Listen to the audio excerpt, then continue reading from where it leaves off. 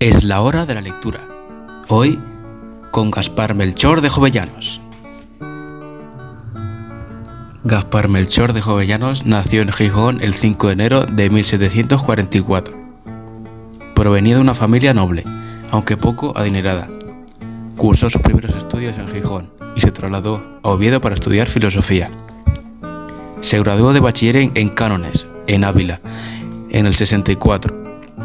Fue colegial de San Ildefonso en Alcalá durante 2 años, en tiempos en el que el famoso colegio mayor era casi una garantía de ascensión a los más altos puestos administrativos. Jovellanos, con una primera tonsura, se inclinó inicialmente hacia la carrera eclesiástica, pero por consejo familiar finalmente se decidió por la judicatura. Fue nombrado alcalde del crimen en la audiencia de Sevilla. Desde el 78 hasta el 90 fue nombrado alcalde de Casa y Corte y residió en Madrid. En la corte se le abren todas las puertas. Ingresa sucesivamente en la Real Sociedad Económica Matritense, en la Academia de la Historia, en la Real Academia Española, en la de Cánones y en la de Bellas Artes de San Fernando. En 1780 es nombrado consejero de las órdenes militares. Forma parte de juntas económicas, preside reuniones de sociedades anónimas en nombre del rey y le encargan discursos y elogios para distintas instituciones. En el 82 pronuncia en la Sociedad Económica de Asturias un breve discurso acerca de la reforma industrial del Principado y poco ya después es elegido director de ella. Redacta diversos estudios sobre la economía de España, entre los que tiene singular valor el informe de la Ley Agraria. En 1790 encarcelaron a su amigo Francisco de Cabarrús, por lo que Jovellanos no duda en hacer todo lo posible para ayudarlo. Y como consecuencia de ello, es obligado, como un destierro disimulado, a viajar a Asturias con la misión de inspeccionar las minas de carbón del Principado. Este destierro duró hasta 1797. Entre 1790 y 1791 viajó varias veces a Salamanca para encargarse de las reformas de los colegios de las órdenes militares.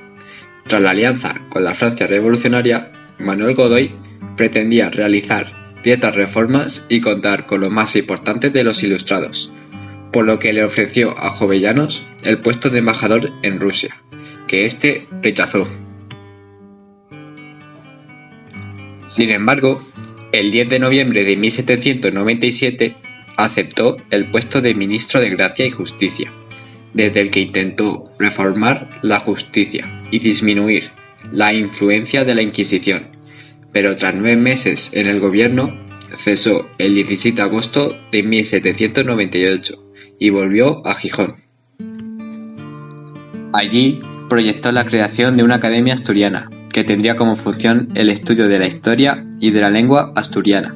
En diciembre de 1800, tras la destitución de Mariano Luis de Urquijo como ministro de Estado, vuelve Godoy al poder y ordena la detención de Jovellanos el 13 de marzo de 1801 y su destierro a Mallorca.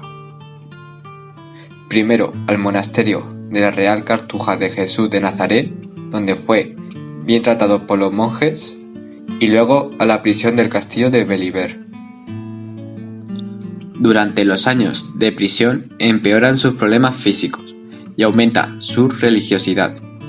Liberado el 6 de abril de 1808, tras el motín de Aranjuez, rechazó formar parte del gobierno de José Bonaparte y representó a Asturias en la Junta Central, gobierno del que realizó su reglamento junto a Martín de Garay. Tras la marcha de los franceses de Gijón, el 27 de julio de 1811 dejó Galicia y volvió a Gijón, aunque un contraataque francés hizo que tuviera que marcharse una vez más. Enfermó de pulmonía, murió en Puerto de Vega el 27 de noviembre de 1811. Y ahora os nombraremos algunas de sus obras. 1. Informe sobre la Ley Agraria. 2. El Pelayo. 3. A la mañana. Y 4. A Enarda. 5. Informes sobre espectáculos públicos. 6. A la noche. 7. La muerte de Munuza, Pelayo. Ahora vamos a hablar sobre 2 informes que creó Jovellanos. El primero es un informe sobre espectáculos y diversiones públicas.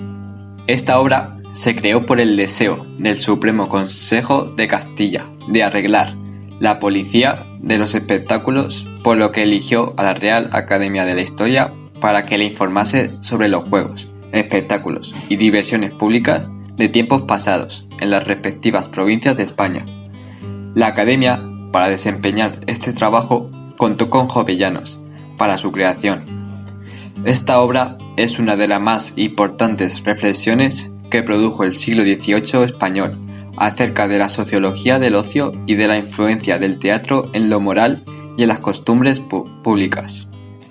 En este breve ensayo, dividido en 2 partes, la primera a descubrir el origen de las diversiones públicas en España y su progreso hasta nuestros días, y la segunda a indicar el flujo que ellas pueden tener en el bien general y los medios que le parecía más convenientes para conducirlas a tan saludable fin. Intenta persuadir a los poderes públicos de la necesidad que tiene el pueblo de divertirse para ser feliz y proponer los espectáculos más adecuados, siendo un medio de educación popular, es decir, que cumpla el cometido ilustrado de enseñar deleitando. Pero no había que programarles los espectáculos, porque sin libertad no había diversión. Según el espíritu ilustrado, hay que eliminar el mal gusto en las diversiones, y por eso critica duramente las corridas de toros y otros juegos bárbaros. En su lugar, propone la difusión de los bailes y los deportes populares. En cuanto al teatro, que considera privilegio exclusivo de las clases altas, pretende reformarlo dignificando el género y con medidas como la creación de una escuela de actores, la puesta en escena de obras didácticas y un ambiente teatral que eleve la cultura del público. Y además, propone la abolición del teatro barroco y la difusión de un teatro de acuerdo con el gusto neoclásico, muy respetuoso de las reglas contenidas en las preceptivas de Boileau y Luzán. También propone un fondo de sentimentalismo que ayude al público a adherirse a los nuevos valores. Y este es el informe sobre la ley agraria. Este se realiza con un rápido resumen histórico que le sirve para dar entrada de manera esquemática a los males que azotan la agricultura española. Destaca principalmente la multitud de leyes agrarias existentes. Desde el primer momento deja bien sentado que la gestión a llevar a cabo debe centrarse primordialmente en la suspensión de leyes obsoletas y arcaicas, antes que en crear otras nuevas. Jovellanos aboga por un marco de libertad, en el que se abre espontáneamente el interés de los agentes productivos, suprimiendo los obstáculos que traban esa acción espontánea y protegiendo la propiedad de la tierra. A la hora de indagar en los estorbos y problemas de la agricultura, Jovellanos cree que se deben reducir a 3 solas clases porque solo pueden provenir de las leyes de las opiniones o de la naturaleza. Jovellanos se inspira en el liberalismo económico de Adam Smith. Jovellanos da pruebas de tener sólidos conocimientos de economía política y de haberse informado cuidadosamente del sistema productivo español y de haber estudiado atentamente los principales problemas. Inspirado por las teorías fisiocráticas, parte de la base de que la agricultura es la fuente de la riqueza y es el sector productivo que hay que abordar en primer lugar. Para ello, propone reformas de varias clases, políticas, como liberalizar los mercados agrícolas y reducir los impuestos, así como poner fin a los privilegios de la mesta. Técnicas, consistentes en favorecer la introducción de nuevos cultivos y métodos de trabajo. Sociales, tendentes a favorecer la educación del campesinado. Y sobre todo, una profunda reforma de la propiedad, tendente a eliminar la propiedad de la Iglesia poco productiva, para entregarla al campesinado, con objeto de capitalizar la agricultura y volverla más productiva. El informe sobre la ley agraria es un fiel exponente de la cultura. Pretende modernizar el país a través de diferentes propuestas, pero en ningún momento hay voluntad de cambio en las estructuras sociales o políticas. La modernización que ofrecen los ilustrados es, por tanto, parcial. No buscan transformar lo más mínimo los cimientos del edificio heredado del pasado, tan solo maquillar el aspecto exterior. En este sentido, el reformismo ilustrado es un instrumento para prevenir la ruptura, de ahí los límites que Jovellanos se impone a sí mismo. que vienen a ser los límites y contradicciones de la Ilustración. La Ilustración no transformó las estructuras de la sociedad española, ni siquiera su ideología. Se difundió lo suficiente fuera de esa cultura minoritaria, que eran los propios ilustrados, pero contradictoriamente sí cumplió su misión histórica, que era justamente lo que querían evitar: establecer las bases intelectuales que permitirán el desmantelamiento del antiguo régimen.